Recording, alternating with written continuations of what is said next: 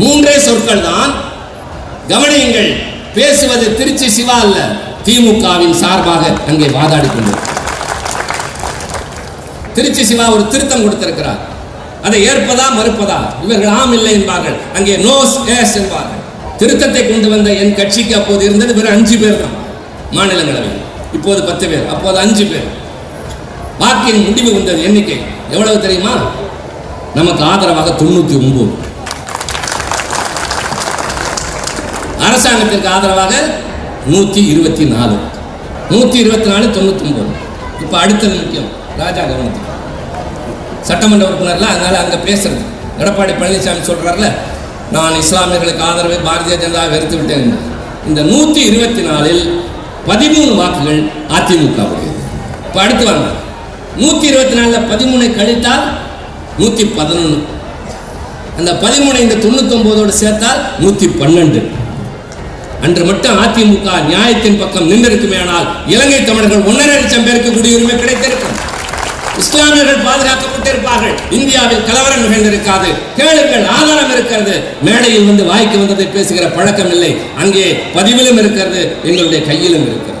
ஒரு மிக முக்கியமான காலகட்டத்தில் ஒரு மோசமான சட்டம் நிறைவேறுகிற போது அந்த சட்டம் நிறைவேறுவதற்கு பாரதிய ஜனதா முயன்றிருக்கலாம். ஆனால் அது நிறைவேறுவதற்கு பக்க பலமாக இருந்தது அதிமுக என்ற கட்சி. மறந்து விடாதீர்கள், மன்னித்து விடாதீர்கள். வெளியே வந்து விட்டோம், அதனால் எங்களை ஆதரியுங்கள் என்று சொல்லலாம். கிடையாது, அதுவே தான் நடந்தது. மீண்டும் நான் எச்சரிக்கைக்காக சொல்கிறேன், நான் பேசுவது காழ்ப்புணர்ச்சியினால் அல்ல, பொறுப்புணர்ச்சியினால் பேசுகிறேன். நீட் தேர்வு வேண்டாம் வேண்டாம் என்கிறார்களே, அந்த நீட் தேர்வை அங்கே கொண்டு வந்த போது அது வேண்டாம் என்ற வாக்கெடுப்பை நான் கொண்டு வந்தேன். அதிமுக வெளிநடப்பு செய்தது. என்னிடம் அமித்ஷா அமைச்சர் மூலமாக கேட்டுக்கொண்டார், திருத்தத்தை திரும்ப பெறுங்கள் என்றார். நான் சொன்னேன், திரும்ப பெற தயார். எனக்காக நீங்கள் ஒரு காரியம் செய்யுங்கள், நீங்கள் நீட் தேர்வை வைத்துக் கொள்ளுங்கள், எக்ஸப்ட் தமிழ்நாடு என்று சேர்த்து சொல்லுங்கள், நான் உட்கார்ந்து கொள்கிறேன். அவர்கள் ஏற்றுக்கொள்ளவில்லை. அதிமுக துணை நின்றது, அதுவும் நிறைவேறியது. நாடாளுமன்றத்தில் கதறி போராடி கொண்டிருக்கிறோம். இப்படி அப்படி அல்ல, நம்முடைய செல்வாக்கு என்பது அங்கே தனி. என்னென்ன காரணத்திற்காக இப்போது ஒன்றியத்தில் நடைபெறுகிற ஆட்சியை அகற்றிட வேண்டும் என்ற விளக்கங்களையும் தர இருக்கின்றோம். நாளை இதே இடத்திலே பாரதிய ஜனதா கட்சி கூட்டம் நடத்தலாம், மறுநாள் அதிமுக நடத்தலாம், இன்னொருவர் பேசலாம். இப்படி எல்லோரும் பேசுகிற போது இதே மக்கள் தான் வந்திருக்க கூடும். ஆனால் வந்திருக்கிற நீங்கள் அத்தனை பேரும் கேட்க வேண்டியது, யார் என்ன சொல்கிறார்கள், சொல்லுவது யார் என்பதை நீங்கள் சீர்தூக்கி பார்க்க வேண்டிய கடமை இருக்கின்றது. கருத்துக்களை சொல்வதுதான் எங்களுடைய பொறுப்பை தவிர முடிவுகளை எடுக்க வேண்டியது மக்களுடைய பொறுப்பு என்பதை நான் பணிவன்போடு தெரிவித்துக் கொள்ள விரும்புகிறேன்.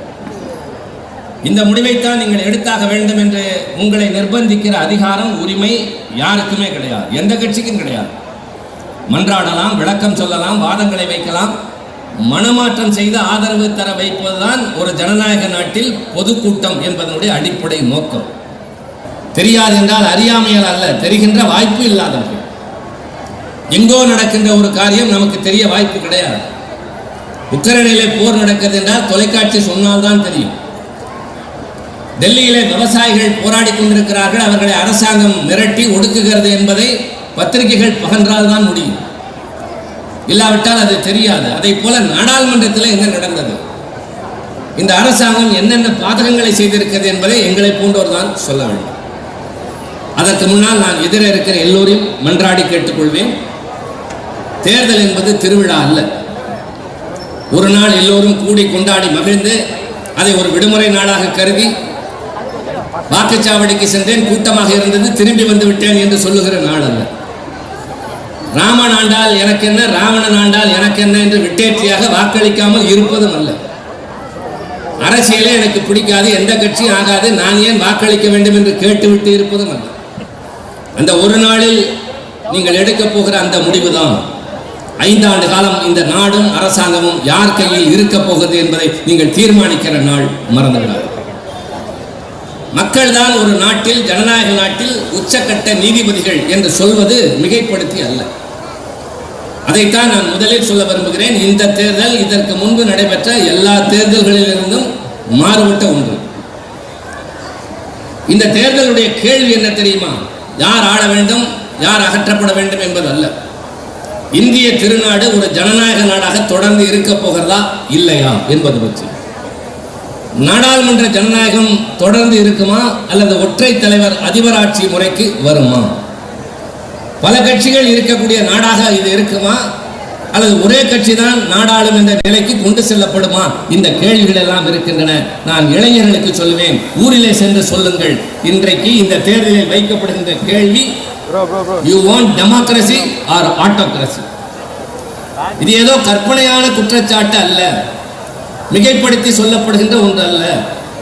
10 ஆண்டு காலம் இவர்கள் ஆட்சி நடத்தியதனுடைய விளைவு என்னவெல்லாம் நடந்தது என்பதை புரிந்த காரணத்தால் இனியும் இது தொடர்ந்தால், ஏற்கனவே நாடாளுமன்றத்தில் எதிர்கட்சிகளை சார்ந்த எங்களுக்கு பேச அனுமதி தருவது கிடையாது. பேச எழுந்து அரசாங்கத்தை குறை சொல்ல ஆரம்பிப்போமேனால் ஒலிபெருக்கி துண்டிக்கப்படும். நேரடி தொலைக்காட்சி என்று காட்டப்படுகின்ற நாடாளுமன்றத்திற்கு சொந்தமான தொலைக்காட்சி, அதன் பெயர் சன்செட் டிவி என்பது. சன்செட் என்றால் இந்தியிலே பாராளுமன்றம் என்ற அர்த்தம். பாராளுமன்ற தொலைக்காட்சி என்ற பெயரை தவிர அது ஆளுங்கட்சிக்கு மட்டுமே, எங்களை காட்டுவது கிடையாது. நீங்கள் குழப்பம் விளைவிக்கிறீர்கள் என்று சொன்னால், நாங்கள் குழப்பம் விளைவிப்பதை மக்கள் பார்த்து முடிவெடுக்கட்டும், நீங்கள் யார் தடுப்பதற்கு என்றால் அதற்கும் விளக்கம் கிடையாது. ஆக பல நாட்கள் அடிவயிற்றிலிருந்து நாங்கள் குரல் எடுத்து கதறி கத்தி அது அங்கேயும் பதிவாகவில்லை, மக்களுக்கும் சென்று சேர்வது இல்லை.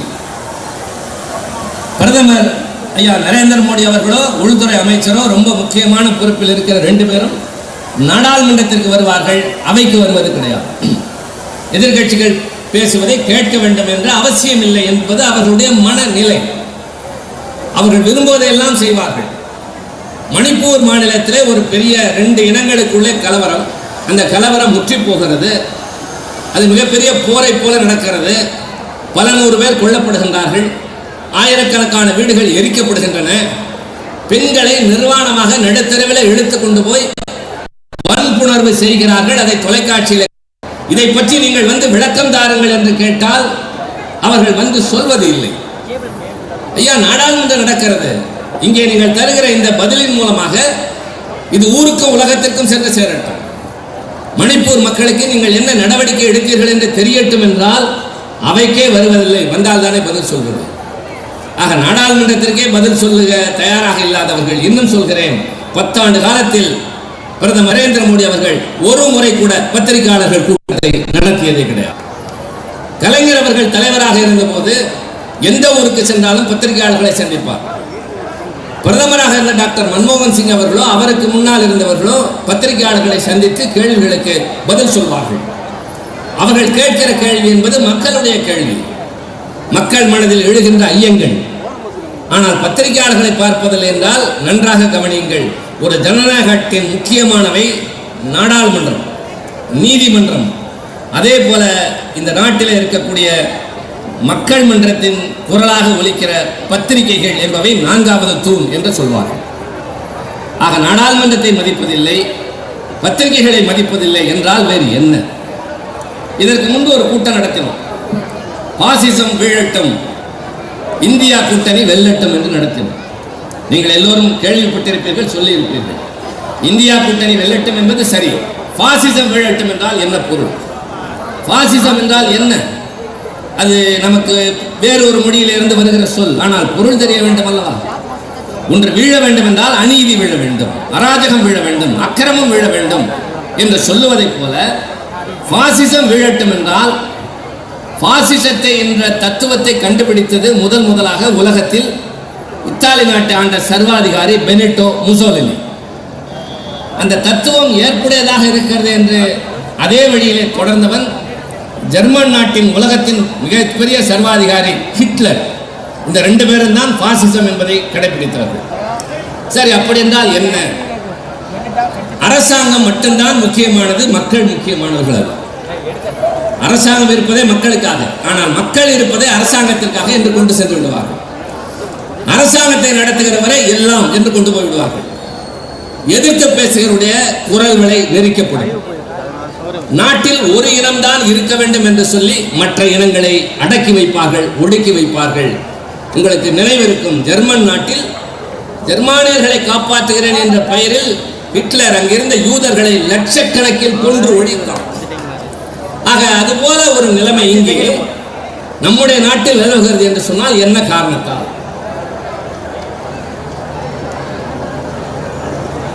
அதற்கு நீங்கள் சில பின்னூட்டங்களை தெரிந்து கொள்ள வேண்டும். இது ஒன்றும் பொழுதுபோக்குகின்ற இடம் அல்ல, கதை சொல்லிவிட்டு போவதல்ல, சிரிக்க வைப்பதும் அல்ல, சிந்திக்க வைப்பது.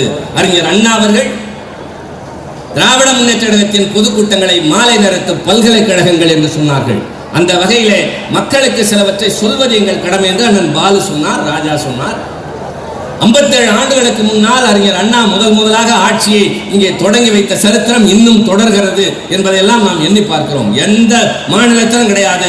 ஒரு மாநில கட்சி ஆட்சி பொறுப்பேற்று தொடர்ந்து 57 ஆண்டுகள் தன்னுடைய நிலைப்பாட்டை கடைபிடிக்கின்ற மெரிய வரலாறு. அந்த வகையிலே நீங்கள் தெரிந்து கொள்ளுங்கள், நம்முடைய நாடு இந்தியா என்பது நமக்கு அக்கறை இருக்கிறது. ஐயா நரேந்திர மோடிக்கு அவர் கட்சியினருக்கு மட்டுமல்ல, நம்முடைய நாடு 1947 விடுதலை பெற்றது. விடுதலை பெற்ற போது இன்றைக்கு இருக்கிற இந்தியா இருந்ததா என்றால் இல்லை. வேறு எப்படி இருந்தது? தயவு செய்து தெரிந்து கொள்ளுங்கள். வெள்ளையர்கள் இந்த நாட்டில் வியாபாரியாக வந்தார்கள்.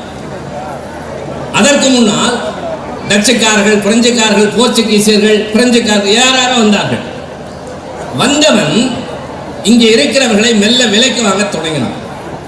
அவனுக்கு சில சௌகரியமாக இருந்தது. என்ன என்று சொன்னால், நாடு விடுதலை அடைந்த போது இந்தியா எப்படி இருந்தது தெரியுமா?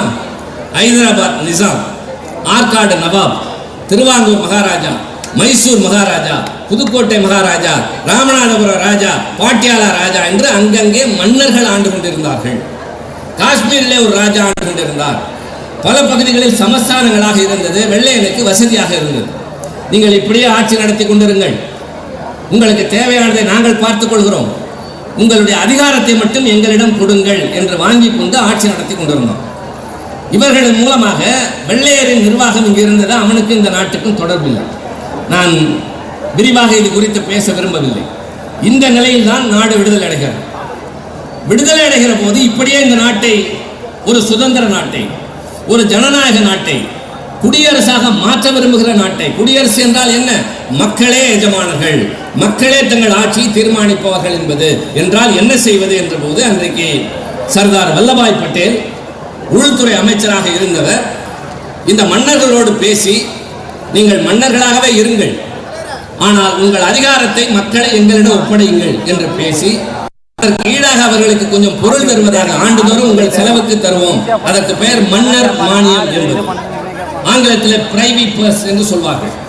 அப்படி சொல்வதை தருவதாக ஒப்புக்கொண்டு அதிகாரம் நம்ம கைக்கு வந்து சேர்கிறது. தர மறுத்தவர்கள் போர் தொடுப்போம் என்று சொல்லி வாங்கியாகிவிட்டது. வாங்கியதற்கு பின்னால் 356 சமஸ்தானங்களை எப்படி ஆட்சி நடத்துவது என்கிற போது ஒரு எளிதான வழி கண்டுபிடித்தார். எந்தெந்த பகுதியில் என்னென்ன மொழி பேசுகிறவர்கள் அதிகமாக இருக்கிறார்களோ அவர்களெல்லாம் கொண்டு ஒரு மாநிலமாக அமைப்பது. அந்த அடிப்படையில் தமிழ் மொழி பேசுகிறவர்கள் தமிழ்நாடு, மலையாளம் பேசுகிறவர்கள் கேரளா, தெலுங்கு பேசுகிறவர்கள் ஆந்திரா, கன்னடம் பேசுகிறவர்கள் கர்நாடகம், பஞ்சாபி மொழி பேசுகிறவர்கள் மராத்தி மொழி பேசுகிறவர்கள் என்று அந்த வகையில் மாநிலங்கள் பிரிக்கப்பட்டன. அடுத்த அரசியல் சட்டம் எழுதுகிற போது முக்கியமான ஒரு சொல் உண்டு. அதைத்தான் நான் இங்கே அடிக்கோடிட்டு சொல்ல விரும்புகிறேன். இந்தியா என்கின்ற இந்த நாடு, இந்தியா என்பதை ஒரு ஒன்றியம் என்றுதான் அரசியல் சட்டம் சொல்கிறது. India, that is Bharat shall be a union of states என்றால் என்ன பொருள்? அறிஞர் அண்ணா அழகாக சொல்வார், யூனியன் இஸ் an ஆனியன் என்று சொல்வார். ஆனியன் என்றால் உங்களுக்கு தெரியும், வெங்காயம். தாய்மார்கள் இருக்கிறீர்கள், உங்களுக்கும் தெரியும், உண்ணுகிற எங்களுக்கும் தெரியும். வெங்காயம் பெரிதாக இருக்கும், ஒவ்வொரு இலையாக பிரித்து கொண்டே வந்தால் தனித்தனியாக வரும், கடைசியாக பார்த்தால் ஒன்றுமே இருக்காது. ஆக பல மாநிலங்கள் ஒன்று சேர்ந்ததான் இந்திய ஒன்றியமே தவிர இந்தியா என்று தனியாக ஒன்று கிடையாது. மாநிலங்களின் தொகுப்பு தான் இந்தியா என்பது அடிப்படை தத்துவம். இந்த மாநிலங்களை பலவீனமாக்கிவிட்டு ஒரு அரசாங்கம் ஒன்றியத்தில் இருக்க முடியாது. அப்படி இருக்கிற போது இந்த நாடு எப்படி இருக்க வேண்டும் என்று முடிவெடுக்கிறார். பக்கத்தில் இருக்கிற பாகிஸ்தான் இஸ்லாமிய நாடு, இந்த பக்கம் இருக்கிற இலங்கை புத்த மத நாடு, அங்கே போனால் அமெரிக்கா கிறிஸ்துவ நாடு, இன்னும் கொஞ்சம் போனால் சில நாடுகள் யூத நாடு, இங்கே அராபியர்களின் நாடு, இஸ்லாமிய நாடு. இப்படி இருக்கிற போது இந்தியா எப்படி இருக்கும் என்றால், இங்கே நம்மை பொறுத்தவரை ஒரு மதம் கிடையாது, பல மதங்களை சார்ந்தவர்கள் இருக்கிறார்கள், பல மொழிகளை பேசுகிறவர்கள் இருக்கிறார்கள், பல உணவு வகைகள் இருக்கின்றன. இங்கே நாம் வேட்டி கட்டி இருக்கிறோம், ஆந்திராவுக்கு போனால் அதையே தார்பாய்ச்சி கட்டி இருப்பார்கள், இன்னும் கொஞ்சம் போனால் பெண்கள் அதையே அப்படி கட்டி இருப்பார்கள். அவருடைய விழாக்கள் மாறும், அவருடைய கலாச்சாரம் மாறும். ஆனால் ஒற்றுமையாக வாழ்கிறோம். மொழி வேறு, இனம் வேறு, மதம் வேறு என்று சொல்லுகிற போது அரசியல் சட்டம் என்ன எழுதியது தெரியுமா? இந்தியா என்கின்ற இந்த நாடு ஒரு கூட்டாட்சி தத்துவம் உடைய நாடு. கூட்டாட்சி தத்துவம் என்றால் மாநிலங்களும் ஒன்றியமும் ஒன்று சேர்ந்துதான் இருப்பது. அடுத்தது, இந்தியா என்பது ஒரு மதசார்பற்ற நாடு என்றால் மதம் என்பது இல்லை என்பதல்ல, இருக்கும். ஒருவர் இஸ்லாமியர், ஒருவர் தேவாலயத்திற்கு போவார், ஒருவர் சீக்கியர், இப்படி இருக்கலாம். ஆனால் அரசாங்கத்திற்கு மதம் இருக்காது, எல்லோரையும் ஒன்றாக பார்க்கும். ஒரு தாய் வீட்டில் இருக்கிற பிள்ளைகளிடம் ஆண் பிள்ளை பெண் பிள்ளை என்று பேதம் பார்க்க மாட்டார். ஒன்று நோஞ்சானாக இருந்தால் அது பிடிக்காது என்று சொல்ல மாட்டார். ஒரு பிள்ளை படிக்கும், இன்னொன்று படிக்காது, அதை புறந்தள்ள மாட்டார். நோஞ்சானோ வலிமையான பிள்ளையோ அழகான குழந்தையோ வேறு மாதிரி பிள்ளையோ, ஒரு தாய்க்கு எப்படி எல்லா குழந்தைகளும் ஒன்றோ அதுபோல இந்தியாவில் இருக்கிற எல்லா மதங்களும் ஒன்று என்று சொல்வதுதான் இந்தியாவினுடைய தனித்தன்மை. இதைத்தான் ஆங்கிலத்தில் செக்யூலரிசம் என்று சொல்லுவோம். கூட்டாட்சி தத்துவம் என்பது பெடரலிசம் என்று சொல்லுவோம். இப்போது 12ஆம் தேதி 11ஆம் தேதி சென்னையில் தீநகரில் வழக்கறிஞர் அணி நடத்துகின்ற ஒரு கருத்தரங்கம் ஆங்கிலத்தில் இந்த கூட்டாட்சி தத்துவமும் இந்த மதசார்பற்ற தன்மையும் எப்படி பாழாகி இருக்கிறது என்று ஆங்கிலத்தில் கருத்தரங்கம். அதில் என் போன்றோர் அங்கே உரையாற்ற இருக்கிறோம். நான் அதை பொதுக்கூட்டத்தில் பேசுகிறேன் என்றால் நீங்கள் என்ன காரணத்தினால் உங்கள் வாக்குகளை வீணாக்காமல் சரியாக பயன்படுத்த வேண்டும் என்பதற்காக சொல்கிறேன். நம்மை பொறுத்தவரை இங்கே பேதமில்லை. அடுத்த வீட்டில் இருக்கிறவர் என்ன ஜாதி என்று பார்ப்பதில்லை, அடுத்த தெருவில் இருக்கிறவர் என்ன மதம் என்று கருதுவதில்லை. ரம்ஜான் வந்தால் நமக்கெல்லாம் மகிழ்ச்சி தான், பாய் பிரியாணி கொண்டு வந்து தருவார். கிறிஸ்துமஸ் என்றால் அவர்கள் கேக் தருவார்கள். தீபாவளி பொங்கல் என்றால் நம்முடைய வீட்டில் இருந்து அவர்களுக்கு பலகாரம் போகும். இப்படித்தானே வாழ்ந்து கொண்டிருக்கிறோம். ஆனால் இந்த நிலை இருக்கக்கூடாது என்கிற ஒரு ஆட்சி வறுமையானால் அந்த ஆட்சி தொடரலாமா என்ற கேள்வி உங்கள் முன்னால். சரி, அப்படி என்ன செய்து விட்டார்கள் என்று கேட்பதற்கு முன்னால் இந்த கூட்டத்தின் ஓரத்தில் ஒருவர் நிற்பார். அவர் கூட்டத்திற்கு வந்தவர் அல்ல, ஒரு ஆட்டோ ரிக்ஷா டிரைவர். இந்த பக்கமாக போகிற போது சரி திமுக கூட்டம் கொஞ்ச நேரம் கேட்போம், சவாரி கிடைக்கிற வரை என்று நின்று கேட்கலாம். கூட்டம் முடிந்து வருகிறவர் யாராவது வருவார் என்று நிற்கலாம். ஓரத்தில் ஒரு டீ கடை, டீ ஆற்றி கொண்டே இருப்பார். இவர்கள் என்ன நினைப்பார்கள் என்றால், இவர் என்னவோ வந்து கூட்டாட்சிங்கிறார், மதசார்பற்ற தன்மைங்கிறார், மத்திய அரசுங்கிறார். எனக்கு அதெல்லாம் தெரியாது. இன்று நான் உழைத்து கிடைக்கிற காசில் தான் நாளைக்கு என் வீட்டில் உலை கொதிக்கும் என்கிற போது நாட்டை மாற்றுகிற அதிகாரம் எல்லாம் எனக்கு கிடையாது. உழைப்பேன், போய் ஓய்வெடுப்பேன் என்று எண்ணுகிற அவருக்கு சொல்வேன், உங்களால் தான் முடியும். எப்படி என்று கேளுங்கள். பெண்கள் இங்கே இருக்கிறீர்கள், ஒரு நெருங்கிய உறவினர் வீட்டு திருமணத்திற்கு போவதாக வைத்துக் கொள்வோம்.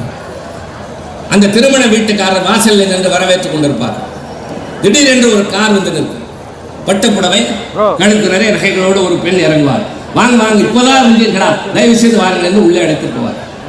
அதை விட நெருங்கிய சொந்தம் ஒரு பெண்மணி இடுப்பிலே குழந்தையோடு போவார். கைத்தறி புடவை, கழுத்தில் வெறும் மஞ்சள் கயிறு. வா வா, இப்போதான் வந்தியா. அழைப்பு மாறும். தோற்றத்தை பார்த்து உறவினர் வீட்டில் அழைப்பு மாறும். உணவருந்து அழைக்கிற போது எனக்கு பசி இல்லை என்று சொல்லுகிற பணக்கார உறவினரை இழுத்து கொண்டு போய் உட்கார வைத்து அள்ளி வைப்பார்கள். என்று முந்தி கொண்டு போனால் உனக்கு என்ன அவசரம் என்று ஏழையிடம் கேட்பார்கள். இதுதான் உறவினர்கள் வீட்டில் ஏழைக்கு கிடைக்கிற மரியாதை. வறுமை ஒரு மனிதனின் தன்மையை, தகுதியை, உரிமையை பாழாக்குகிறது. படித்தவன் படிக்காதவன் ஜாதி எல்லாம் சேர்ந்து இந்த நாட்டிலே பதைக்கிறது. எத்தனை இரவுகள் துடித்து போய் தூக்கம் வராமல் நீங்கள் தவித்திருப்பீர்கள். வெளியே சொல்ல வழி இல்லாமல் புலம்பி இருப்பீர்கள். இப்படிப்பட்ட வேதனை கூட உங்களுக்கு சொல்லுவேன். உலகமும் சமுதாயமும் உங்களை உயர்ந்தவர்கள் தாழ்ந்தவர்கள் என்று தீர்மானித்திருக்கலாம். ஆனால் தேர்தல் நடைபெற போகிற நாள் என்று இந்த நாடு உங்கள் கையில் ஒரு வாக்குச்சீட்டை கொடுக்கும். அந்த வாக்குச்சீட்டுடைய கேள்வி என்ன தெரியுமா? நீ யார்? படித்தவரா, பணக்காரரா? அதெல்லாம் கிடையாது. இந்த நாட்டை யார் ஆள வேண்டும் என்று நீ சொல், தான் நடக்கும் என்று சொல்லி உங்களுக்கு அந்த வாக்குச்சீட்டை தருகிறார். வாக்குச்சாவடி வரிசையில் ஐஏஎஸ் அதிகாரி கலெக்டர் நிற்பார், இந்த நாட்டின் பெரிய பணக்காரர் அம்பானி நிற்பார், பிரதமர் நிற்பார், இந்த ஒலிபெருக்கி அமைக்கிற தோழனும் நிற்பார். 4 பேரில் இவர் பெரியவர் சிறியவர் என்பதில்லை, ஒலிபெருக்கி அமைக்கிற தோழனும் அம்பானியும் ஒன்று வாக்குச்சாவடி வாசலில் மறந்துள்ளார். ஆக அந்த வாக்கு விரட்டியில் வீசி வீசி எறிவதற்கல்ல, விலை பேசி நிற்பதற்கல்ல, என் தலையெழுத்தை தீர்மானிக்கப் போகிறேன்.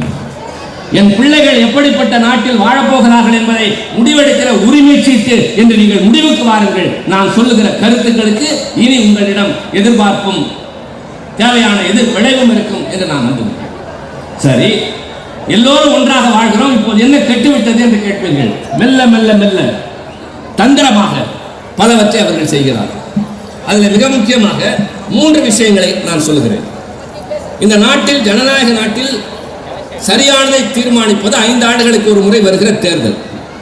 எதற்காக 5 ஆண்டுகளுக்கு ஒரு முறை தேர்தல்? செலவு நிறைய ஆகிறது. 10 ஆண்டுகளுக்கு ஒரு முறை நடத்தலாமா என்றால் ஆட்சியில் இருப்பவர்களுக்கு அசிரத்தை வரும். 2 ஆண்டுகளுக்கு ஒரு முறை நடத்தலாமா என்றால் 140 கோடி மக்கள் உள்ள நாட்டில் சாத்தியமில்லை. ஒரு திட்டத்தை ஆரம்பித்து நடைமுறைப்படுத்தவும் காலம் வேண்டும். 5 ஆண்டு காலம் சரியாகவே நிறைவு செய்தார். ஒரு காலத்தில் தேர்தலிலே வாக்களிக்கிற உரிமை என்பது வருமான வரி செலுத்துகிறவர்களுக்கும் சொத்து வரி செலுத்துபவர்களுக்கும் என்று இருந்தது.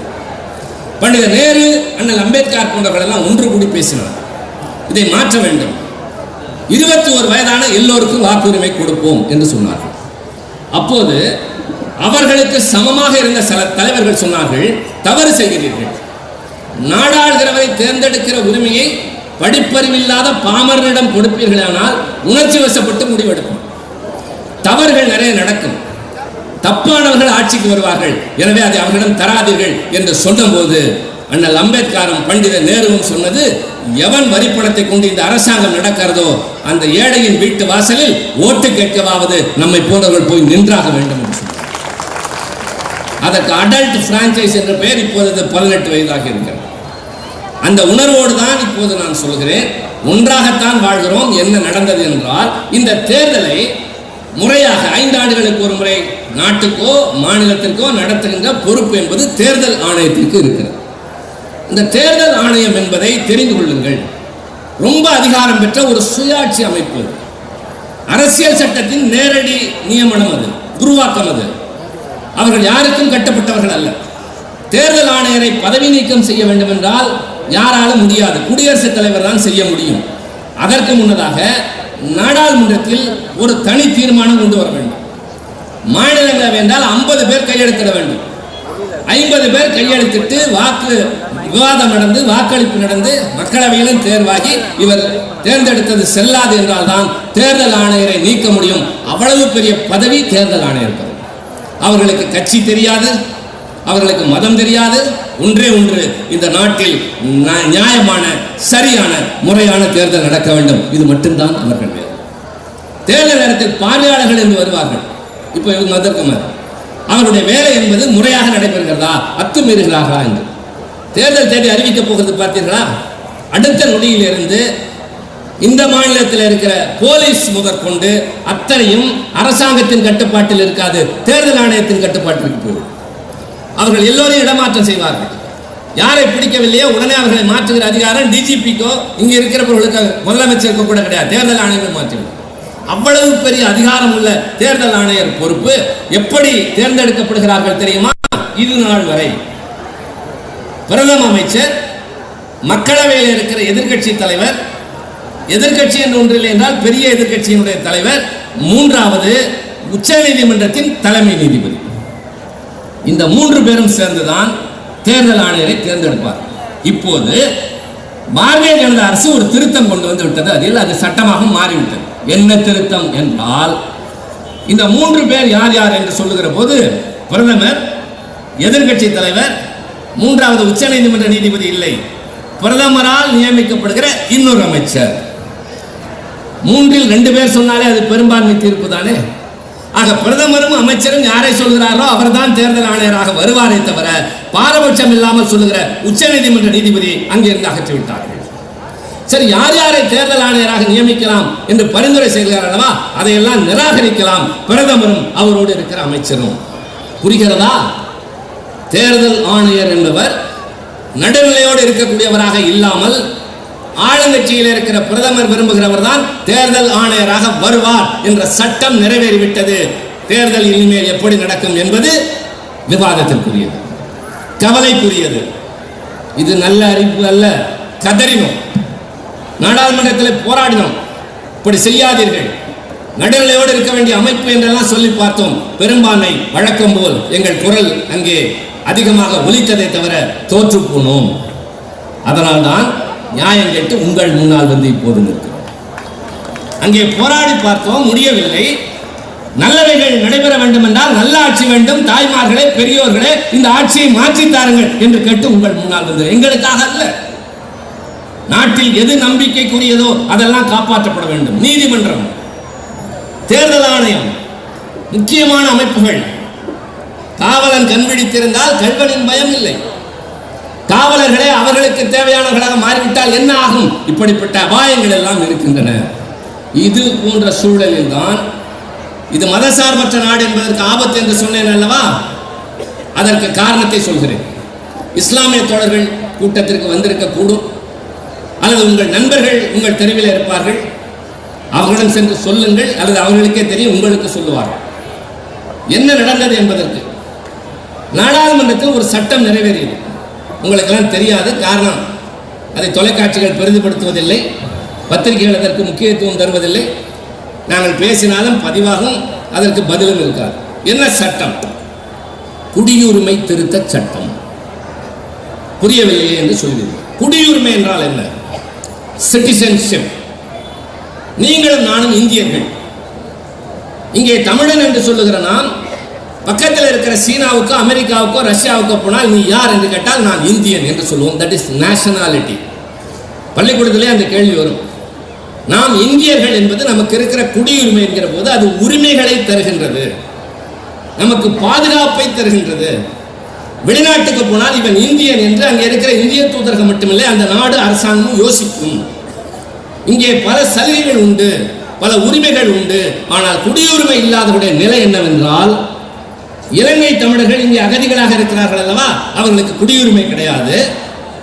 அவர்கள் வெளியே சென்று காசு சம்பாதிக்கலாம், அதை வைத்து ஒரு ஸ்கூட்டர் வாங்க முடியாது, தங்களுக்கென்று உடைமைகளை வைத்துக் கொள்ள முடியாது. இந்தியர்களாகிய நமக்கு சொத்து வாங்கலாம், வீடு வாங்கலாம், வாகனம் வாங்கலாம், விற்கலாம். ஆனால் குடியுரிமை இல்லாதவனுக்கு இந்த நாட்டில் அது போன்ற உரிமைகள் இல்லை.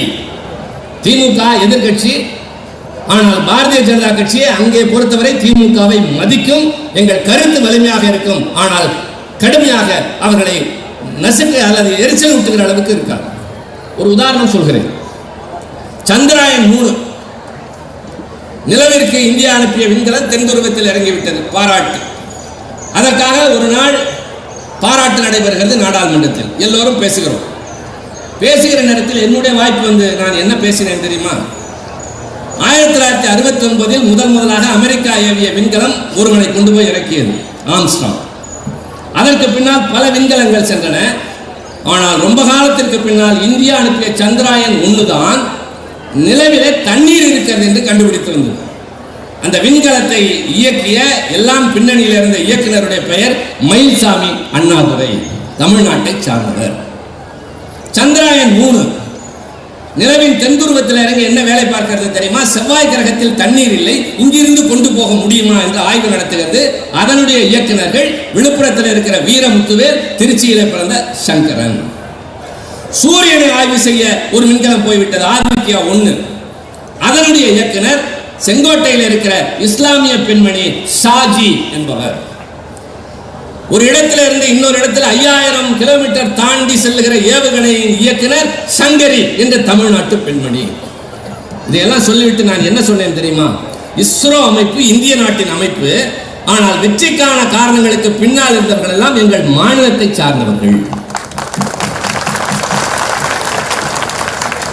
நான் குறுகிய மனப்பான்மையோடு பேசவில்லை. நான் சொன்னேன், நான் குறுகிய மனப்பான்மையோடு பேசவில்லை. இந்தியாவிற்கு பெருமை தேடி தந்த தமிழர்கள் மயில்சாமி அண்ணாதுரை, வீரமுத்துவேல், சங்கரன், ஷாஜி, சங்கரி இவர்களெல்லாம் தமிழ்நாட்டின் அரசு பள்ளிகளில் தமிழ் வழி கல்வி படித்தவர்கள். அடுத்து சொன்னேன், நரேந்திர மோடி இருந்தார், அமித்ஷாவும் இருந்தார். இவர்கள் எல்லாம் இந்தியும் படிக்கவில்லை, சமஸ்கிருதமும் படிக்கவில்லை. ஒன்றும் சொல்லவில்லை, புன்முறுவலோடு உட்கார்ந்து இருந்தார்கள். பதில் சொல்ல முடியாதல்லவா? நம்முடைய கருத்து என்னவென்றால், நீ அது படித்தால்தான் வாழ முடியும் என்கிறாய், இது படிக்காமலே நாங்கள் விண்கலத்திற்கு விண்வெளியிலே சாதித்துக் கொண்டிருக்கிறோம். இன்றைக்கு தொடு திரையிலே எந்த தகவலை கேட்டாலும் கொண்டு வந்து கொட்டுகிறதே கூகுள்.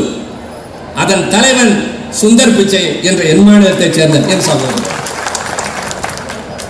எனவே இதுதான் எங்கள் தனித்தன்மை என்று பேசுகிற போது வெளியே வந்து சொன்னார்கள், எங்களை விமர்சிக்கிறீர்கள், ஆனால் கேட்பதற்கு நன்றாகத்தான் இருக்கிறது. அதுதான் திமுக. காரணம், நாங்கள் அரசியல் கற்பது அண்ணா அறிவாலயத்தில். எதை எப்படி சொல்ல வேண்டும், எங்கே சொல்ல வேண்டும் எங்களுக்கு தெரியும். அதுபோல இந்த குடியுரிமை சட்ட திருத்தம் என்ன சொல்கிறது? பக்கத்திலே 3 நாடுகளை தேர்ந்தெடுக்கிறார்கள். நன்றாக கவனியுங்கள். மீண்டும் நான் இளைஞர்களுக்கு சொல்வேன், அம்மா வீராங்கனைகளை உங்களுக்கும் சொல்வேன், வீதியிலே திண்ணை பிரச்சாரத்துக்கு போகிற போது சொல்லுவேன். பக்கத்தில் இருக்கிற நாடு பாகிஸ்தான், அதற்கடுத்து பங்களாதேஷ், இந்த பக்கம் இருப்பது ஆப்கானிஸ்தான். இந்த 3 நாடுகளில் இருந்தும் மத ரீதியாக துன்புறுத்தப்பட்டு வருகிறவர்களுக்கு இந்தியா குடியுரிமை தரும். இது சட்ட திருத்தம். நல்ல முயற்சி தானே. அங்கிருந்து அல்லல்பட்டு வருகிறவர்களுக்கு நீங்கள் குடியுரிமை தருவதில் தவறில்லையே என்று கேட்பீர்கள். சரி, ஆனால் யார் யாருக்கு என்ற கேள்வி வருகிறது அல்லவா? மகளிருக்கு உதவித்தொகை தருகிறோம், யார் யாருக்கு சொல்கிறோம் அல்லவா? அதை போல இப்போது எங்களுடைய ஆட்சியில் கட்டணம் இல்லாமல் பெண்கள் பேருந்தில் போகிறார்கள் என்றால் அது இலவசம் அல்ல. ஏழை பெண்கள் வேலைக்கு போகிறவர்களின் தோளில் இருந்து 900 ரூபாய் சுமையை ஒரு அண்ணனாக இருந்து எங்கள் தலைவர் முதலமைச்சர் இறக்கி வைக்கிறார் என்று. மோடியினுடைய ஆட்சி கேஸ் விலை, பெட்ரோல், டீசல் விலையை உயர்த்தி அவர்கள் சம்பாதித்தது மட்டும் பயந்து விடாதீர்கள். 2 ஆண்டுகளில் 7.25 லட்சம் கோடி ரூபாய்.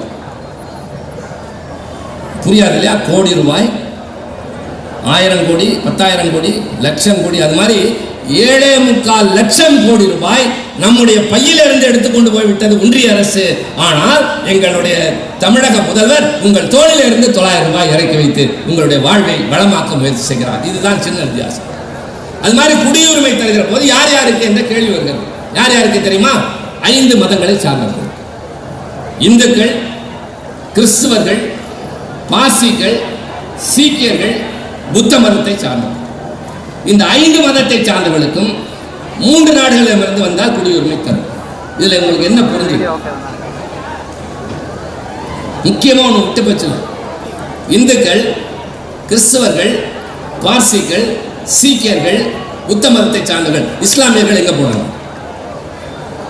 இஸ்லாமியர்களை விட்டுவிட்டு மீறி பேருக்கு குடியுரிமை என்கிற போது இனிமேல் வெளிநாட்டில் இருந்து தப்பி தவறு யாராவது இஸ்லாமியன் வந்தால் அவன் இந்திய குடியுரிமை பெற முடியாது என்பதற்கான தந்திரமான சட்டம். அதை நான் பேசுகிற போது கேட்டேன், ஏன் இந்த பாரபட்சம்? 1947 இந்தியா விடுதலை அடைந்த போது பாகிஸ்தான் இந்தியா என்று பிரிந்தது. பாகிஸ்தானை உருவாக்கிய முகமது அலி ஜின்னா சொன்னார், இஸ்லாமியர்கள் எல்லாம் என்னோடு வாருங்கள், இது முஸ்லிம்களுக்கான நாடு என்ற போது என் மண்ணில் இருந்த இஸ்லாமியர்கள் சொன்னார்கள், நாங்கள் முஸ்லிம்கள் தான், ஆனால் இந்தியா தான் எங்கள் நாடு என்று தங்கினார்களே. ராணுவத்தில் பணியாற்றுகிறார்களே. இந்தியாவை ஒரு அணு ஆயுத நாடாக மாற்றிய அப்துல் கலாம் யார்? விஞ்ஞானிகள் இருக்கிறார்கள், நாட்டுக்கு சேவை செய்கிறவர்கள் இருக்கிறார்கள், ஏன் இருக்கிறீர்கள் என்று கேட்போம். காதில் வாங்கிக் கொள்வதில்லை, வாங்கி கொண்டாலும் மதித்து பதில் சொல்வதில்லை. அதனால என்ன சும்மா இருந்து விடுவதா? நம்ம சுயமரியாதைக்காரர்கள் அல்லவா? வழி கண்டுபிடிக்க வேண்டும். நான் சொல்வதை ஒருவர் கேட்க மறுத்தால், நான் கேட்கிற கேள்விக்கு ஒருவர் பதில் சொல்ல முடியாது என்று சொன்னால் நான் அடுத்த வழியை நாட வேண்டும். நாடாளுமன்றம் என்கிற போது ஒரு வழி இருக்கிறது. என்ன வழி? சட்டமன்ற உறுப்பினர் தம்பி ராஜா இருக்கிறார், அவருக்கு தெரியும், அனுபவப்பட்டவர்களுக்கு தெரியும், வழக்கறிஞர்கள் இருக்கிறார்கள். ஒரு சட்டம் நிறைவேறுவதற்கு முன்னால் மசோதா வருகிறது அல்லவா, அதில் திருத்தங்கள் கொடுக்கலாம். திருத்தங்கள் அரசாங்கம் மட்டுமில்லை, நாங்களும் கொடுக்கலாம். அப்போது திராவிட முன்னேற்ற கழகத்தை சார்ந்த திருச்சி சிவா 3 திருத்தங்களை கொடுத்து, நன்றாக கேளு, இந்த குடியுரிமை சட்ட திருத்தத்தின் போது 3 திருத்தங்களை நான் கொடுத்தேன். என்ன திருத்தம்? இந்த 3 நாடுகள் ஆப்கானிஸ்தான், பாகிஸ்தான், பங்களாதேஷோடு இலங்கையை சேர்த்துக் கொள்ளுங்கள். இன்க்ளூட் ஸ்ரீலங்கா. இன்க்ளூட் ஸ்ரீலங்கா. அடுத்து இந்த 5 மதங்கள் வருகிறது அல்லவா, அதோடு இன்க்ளூட் முஸ்லிம்ஸ். 3வது மத ரீதியாக துன்புறுத்தப்பட்டு என்று வருகிறது அல்லவா, இன ரீதியாக என்று சேர்த்துக் கொள்ளுங்கள். ரிலிஜியஸ்லி பர்சிக்யூட்டட், அதோடு எத்தனிக்கலி பர்சிக்யூட்டட் என்றால் என் இலங்கை தமிழனும் இது வந்து விடுகிறார். 3 சொற்கள் தான். கவனியுங்கள், பேசுவது திருச்சி சிவா அல்ல, திமுகவின் சார்பாக அங்கே வாதாடி கொண்டது. Include Muslims, include Sri Lanka, ethnically. கடைசியாக என்ன நடக்கும்? சட்டம் நிறைவேறுவதற்கு முன்னால் திருச்சி சிவா ஒரு திருத்தம் கொடுத்திருக்கிறார். அதை ஏற்பதா மறுப்பதா? இவர்கள் ஆம் இல்லை என்பார்கள், அங்கே நோஸ் எஸ் என்பார்கள். அது என்ன பதிலாக இருந்தாலும் அரசாங்கத்திற்கு ஆதரவாகத்தான் தீர்ப்பு. அத்தோடு உட்கார்ந்து விடலாமா? கூடாது. என்ன செய்யலாம்? உங்களுக்கு தெரியும், ஒரு தனிநபர் மசோதா திருநங்கைகளின் நலனுக்காக நான் கொண்டு வந்தது 45 ஆண்டுகளுக்கு பின்னால் நாடாளுமன்ற வரலாற்றில் நிறைவேறியதற்கு காரணம் நின்ற உறுதி, போராடிய தன்மை. அதுபோல நான் என்ன செய்தேன் என்றால், உங்கள் திருத்தம் தோற்று போனது என்றார்கள், I refuse to sit down, I want division என்றேன். என்றால் மின்னணு வாக்குப்பதிவு வேண்டும். என் திருத்தத்தை ஆதரிப்பவர்கள் எத்தனை பேர், எதிர்ப்பவர்கள் எத்தனை பேர், அது வரலாற்றில் தெரிய வேண்டும். நிறைய பேர் எதிர்த்தாலும் பரவாயில்லை என்று சொன்னார். வேறு வழி இல்லை, வாக்கெடுப்புக்கு விட்டார்கள். நான் சொன்ன 3 திருத்தங்களை மனதில் வாங்கிக் கொண்டிருக்கிறேன். திருத்தத்தை கொண்டு வந்த என் கட்சிக்கு அப்போது இருந்தது வெறும் 5 பேர் தான் மாநிலங்களவையில், இப்போது 10 பேர், அப்போது 5 பேர். வாக்கின் முடிவு வந்தது எண்ணிக்கை எவ்வளவு தெரியுமா? நமக்கு ஆதரவாக 99, அரசாங்கத்திற்கு ஆதரவாக 124, 124 99. இப்ப அடுத்தது முக்கியம், ராஜா கவனத்துக்கு. சட்டமன்ற உறுப்பினர்ல, அதனால அங்க பேசுறது. எடப்பாடி பழனிசாமி சொல்றாருல, நான் இஸ்லாமியர்களுக்கு ஆதரவை பாரதிய ஜனதா வெறுத்து விட்டேன் என்று. இந்த 124இல் 13 வாக்குகள் அதிமுகவுடையது. இப்ப அடுத்து வாங்க, 124ல 13 கழித்தால் 111. அந்த 13 இந்த 99ஓடு சேர்த்தால் 112. அன்று மட்டும் அதிமுக நியாயத்தின் பக்கம் நின்றிருக்குமே ஆனால் இலங்கை தமிழர்கள் 1.5 லட்சம் பேருக்கு குடியுரிமை கிடைத்திருக்கும். இஸ்லாமியர்கள் பாதுகாக்கப்பட்டிருப்பார்கள். இந்தியாவில் கலவரம் நிகழ்ந்திருக்காது. கேளுங்கள், ஆதாரம் இருக்கிறது. மேடையில் வந்து வாய்க்கு வந்ததை பேசுகிற பழக்கம் இல்லை. அங்கே பதிவிலும் இருக்கிறது, எங்களுடைய கையிலும் இருக்கிறது. ஒரு மிக முக்கியமான காலகட்டத்தில் ஒரு மோசமான சட்டம் நிறைவேறுகிற போது, அந்த சட்டம் நிறைவேறுவதற்கு பாரதிய ஜனதா முயன்றிருக்கலாம், ஆனால் அது நிறைவேறுவதற்கு பக்க பலமாக இருந்தது அதிமுக என்ற கட்சி. மறந்து விடாதீர்கள், மன்னித்து விடாதீர்கள். வெளியே வந்து விட்டோம், அதனால் எங்களை ஆதரியுங்கள் என்று சொல்லலாம், கிடையாது. அதுவேதான் நடந்தது. மீண்டும் நான் எச்சரிக்கைக்காக சொல்கிறேன், நான் பேசுவது காழ்ப்புணர்ச்சியினால் அல்ல, பொறுப்புணர்ச்சியினால் பேசுகிறேன். என் நாட்டு மக்கள், அவருடைய வீட்டு பிள்ளைகள் வாழப்போகிற நாட்டில் எல்லோரும் ஒற்றுமையாக நிம்மதியாக வாழ வேண்டும் என்பது எங்கள் விருப்பம், நோக்கம், எங்களுடைய உழைப்பும் அதுதான். இதற்கு எதிராக அரசாங்கம் வந்தாலும் சரி, எத்தனை படைகள் வந்தாலும் சரி, திமுக எதிர்த்து நிற்கும். தம்பிமார்களுக்கு சொல்கிறேன், மீண்டும் இன்னொரு சட்டம் வந்திருக்கிறது. பிடிக்காதவனை தூக்குவதற்கு எந்த சட்டம் வேண்டுமானாலும். நிசா சட்டம் வந்தது. அவசர காலத்தில் யாரை வேண்டுமானாலும் தூக்கலாம் என்றார்கள். வயதில் மூத்தவர்களை கொண்டு போனார்கள். 23 வயது திருமணமான 6 மாதத்தில் தளபதியை கொண்டு போனார்கள். கல்லூரியிலே படித்துக் கொண்டிருந்த 21 இளைஞர் என்னையும் கொண்டு போய் 1 வருடம் அடைத்தார்கள். கழக முன்னோடிகள் எத்தனையோ பேர். அதுபோல இப்போது ஒரு சட்டம் நிறைவேறிருக்கு, பிவேர். அதைத்தான் சொன்னேன். பிவேர் என்றால் பயங்கரமான வார்த்தை, ரொம்ப ஜாக்கிரதையா இருக்குன்ற அர்த்தம். பிவேர் ஆஃப் டாக்ஸ் என்று எழுதியிருக்கோம். உன்னை வேற மாதிரி சொல்லாங்க. அதுக்கு என்பதற்கு எச்சரிக்கை என்று சொல்வதை போல உங்களை எச்சரிக்கை செய்கிறேன். என்ன சட்டம் அது? முன்பெல்லாம் ஒரு தீவிரவாத குழுவோடு இணைந்திருந்தால் ஒருவன் தீவிரவாதி. ஆனால் இந்த சட்டத்திற்கு பின்னால் தனி ஒருவனை தீவிரவாதி என்று அரசாங்கம் சொல்லலாம். அவனை கைது செய்ய இந்த போலீஸுக்கு அதிகாரம் இல்லை. மாறாக டெல்லியில இருந்து NIA என்ற அமைப்பு ஒரு கொண்டு போகும். உள்ளே இருப்பார்கள், எத்தனை நாள் தெரியாது, என்ன விசாரணை தெரியாது. இது மாதிரி அந்த சட்டத்தின் கீழ் இன்றைக்கு ஆயிரக்கணக்கானோர் இஸ்லாமியர்கள், பத்திரிகையாளர்கள், சமூக ஆர்வலர்கள் என்று பல ஆயிரம் பேர் சிறையிலே வாடுகிறார்கள். தெரியுமா தாம்பரத்து வாழ் மக்களே? சட்டத்தின் பெயர் என்ன கேட்பீர்கள்? UAPA, Unlawful Activities Prevention Act. அதில்தான் போராடினோம், தோற்று போனோம். அதற்கும் வாக்களித்தது அதிமுக. நீட் தேர்வு வேண்டாம் வேண்டாம் என்கிறார்களே, அந்த நீட் தேர்வை அங்கே கொண்டு வந்த போது அது வேண்டாம் என்ற வாக்கெடுப்பை நான் கொண்டு வந்தேன். அதிமுக வெளிநடப்பு செய்தது. என்னிடம் அமித்ஷா அமைச்சர் மூலமாக கேட்டுக்கொண்டார், திருத்தத்தை திரும்ப பெறுங்கள் என்றார். நான் சொன்னேன், திரும்ப பெற தயார்.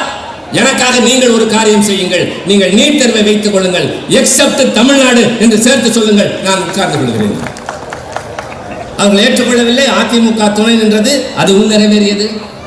ஆக நீங்கள் எதற்கெல்லாம் போராடுகிறீர்களோ, பாடுபடுகிறீர்களோ, அதற்காக அந்த இடத்திலேயே போராடி கொண்டிருக்கிறோம். நான் முச்சந்தியில் நின்று பேசுகிற கட்சி அல்ல திமுக.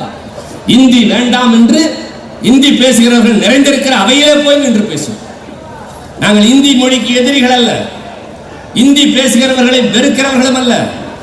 வடநாட்டிலிருந்து வருகிற தோழனுக்கு வாய்ப்பளித்து வேலைக்கு வைக்கிறவர்களும் நாங்கள் தான். தட்சிண இந்தி பிரச்சார சபா என்று இங்கே வைத்து, தென்னகத்தின் தலைநகராக அதை வைத்து வருடத்திற்கு 3 லட்சம் பேர் இந்தியிலே தேர்வு எழுத அனுமதித்துக் கொண்டிருப்பதும் நாங்கள் தான். இந்தியை நாங்கள் வெறுத்தால் இதெல்லாம் இருக்காது. மாறாக என் மொழியை அழிக்க எது வந்தாலும், அதை அடுக்குவதற்கு எது வந்தாலும் அதை எதிர்த்து நிற்கிற கடமை. வயிற்றுக்காக வாழ்பவன் உண்டு, ஆனால் தாய்மொழிக்காக தன் உயிரை தந்தவன் தமிழ்நாட்டில் மட்டும்தான். இதை அங்கே என்று சொல்லுகிறோம், எல்லா கருத்துக்களையும் சொல்கிறோம்.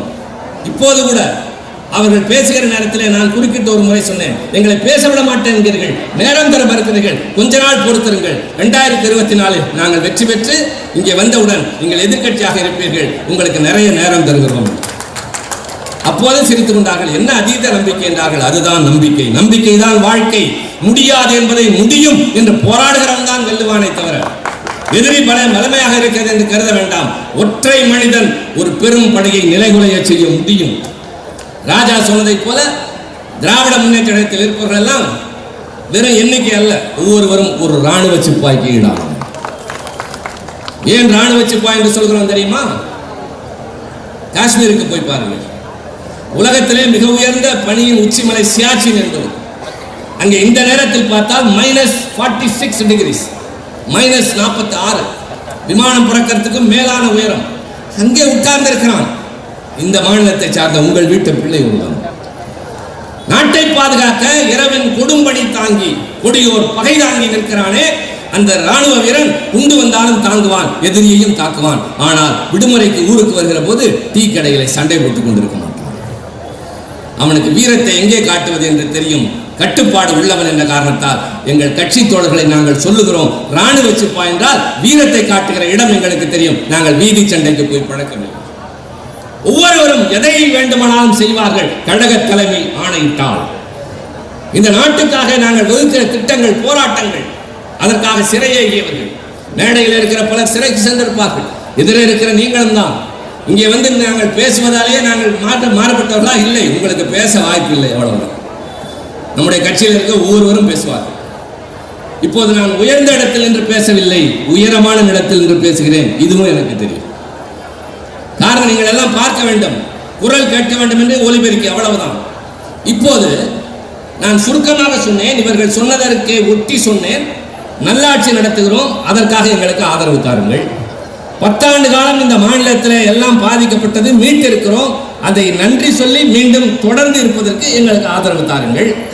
எல்லாவற்றிற்கும் மேலாக டெல்லியில் நடைபெறுகிற ஆட்சி உங்களுக்கே தெரியாமல் பல பாதகங்களை செய்து கொண்டிருக்கிறது, சட்டம் நிறைவேற்றுகிறது, நடவடிக்கை எடுக்கிறது, யாரையும் பேச அனுமதிப்பில்லை, குரல் கொடுத்து குரலை கேட்பதில்லை. இதெல்லாம் தடுக்க வேண்டும், அதற்காகவாவது வாக்களியுங்கள் என்றெல்லாம் கேட்கிறோம். அதற்கு துணையாகத்தான் பல்வேறு செய்திகளை எல்லோரும் பேசினார்கள், நானும் பேசினோம். ஒரு கூட்டத்திற்கு வந்தால் ஒரே நாளில் எல்லா கருத்துக்களையும் சொல்லிவிட்டு போக முடியாது. இப்போ நான் எவ்வளவு நேரம் பேசியிருக்கேன் தெரியுமா? 50 நிமிஷம் பேசியிருக்கேன். நான் சொன்னதற்கு பின்னால் உங்களுக்கு தெரியும், 50 நிமிஷம் சொன்ன உடனே கிளம்புவாங்க. எனக்கு தெரியும், தாய்மார்கள் இந்த கூட்டத்திற்கு வருகிற நேரத்தில் அவருடைய பிள்ளைகள் தெருவில் விளையாண்டு கொண்டிருந்திருப்பார்கள் அல்லது தொலைக்காட்சி பார்த்து கொண்டிருப்பார்கள். இப்போது நீங்கள் திரும்பி போகிற போது தூங்கி போயிருப்பார்கள். தூங்குவதற்கு முன்னால் சாப்பிட்டு தூங்கினார்களா இல்லையா தெரியாது. தூங்கிய பிள்ளை எடுத்து ஊட்டினால் எந்த பிள்ளை ஒழுங்காக சாப்பிடும்? ஆக பிள்ளையை வேலைக்கு சாப்பிட வைக்காமல் இங்கே வந்தீர்கள் என்றால் பொறுப்பற்றல்ல. எங்கள் பிள்ளைகளின் எதிர்காலத்தை காப்பாற்றுங்கள் என்று கழக மேடையை நோக்கி நம்பியுள்ளோம். அந்த கடமை எங்களுக்கு இருக்கு. அண்ணா காலம் தொடங்கி கலைஞர் வழியாக இன்றைக்கு தளபதி வழியில் இங்கே நம்முடைய சட்டமன்ற உறுப்பினர்கள், மற்ற உள்ளாட்சி நிர்வாகிகளை போல நாங்கள் நாடாளுமன்றத்தில் கதறி போராடி கொண்டிருக்கிறோம். இப்படி அப்படி அல்ல, நம்முடைய செல்வாக்கு என்பது அங்கே தனி. ஒரே ஒரு சின்ன தகவலை சொல்கிறேன். நாடாளுமன்றத்தில் ஒரு குழுவுக்கான தேர்தல் நடைபெறுகிறது. அதில் என்னை போட்டியிட சொல்லி தலைவர் சொல்லிவிட்டார். நான் முதலில் யாரை நிறுத்தட்டும் என்று தான் கேட்டேன். காரணம், என்னுடைய குழுவின் தலைவர் நான். இல்லை, நீங்களே நில்லுங்கள், அதுதான் சரியாக இருக்கும் என்று சொல்லிவிட்டார். நிலைமை அங்கே கொஞ்சம் மோசமானது. என்ன, வெறும் 10 தான் நமக்கு. பாரதிய ஜனதாவுக்கு 103, காங்கிரசுக்கு 31, திரிணாமுலுக்கு 38, ஆம் ஆத்மிக்கு 10. தேர்தல் நடைபெறுகிற போது அதிமுக பாரதிய ஜனதா கூட்டணியில் சேர்ந்து 4 வெற்றி விட்டார். எத்தனை வாக்குகள்? 32, 31. காங்கிரஸ் கட்சி வெற்றி பெற்றது 31. திருவண்ணாமலை 18. 10 வாக்குகள் வைத்திருக்கிற திமுகவை சேர்ந்த நமக்கு எத்தனை கிடைத்தது தெரியுமா? 42. எங்கள் அவைத்தலைவர் என்னை கூப்பிட்டார். What happen Shivaji, how it happened என்று. ரொம்ப how it happened ரியலி அது சொல்லவே முடியாது என்று சொன்னபோது பக்கத்தில் இருந்த ஒரு அமைச்சரே சொன்னார், அவரை இங்கே எல்லோரும் விரும்புகிறார்கள், அவர்கள் நடந்து கொள்கிற முறை என்று சொன்னார். இது மாதிரி நாங்கள் பொறுப்புணர்ச்சியோடு நடக்கிறோம், எல்லோரோடும் இணக்கமாக இருக்கிறோம். ஆனால் அதே நேரத்தில் மாநிலத்தின் உரிமைகளை வலியுறுத்தி கேட்கிறோம். இந்த நாட்டிலே கடந்த ஆண்டில் மட்டும் செத்துப்போன விவசாயிகள் எண்ணிக்கை 11,500 என்ற அந்த மன்றத்தில் அவர்களுக்கு முன்னால் சொன்னது திமுக மட்டும்தான். நான் 6,000 ரூபாய் தருகிறேன் என்றீர்களே, செத்துப்போன உயிர்களுக்கு என்ன பதில்? அறிஞர் அண்ணா முதலமைச்சராக இருக்கிறார்.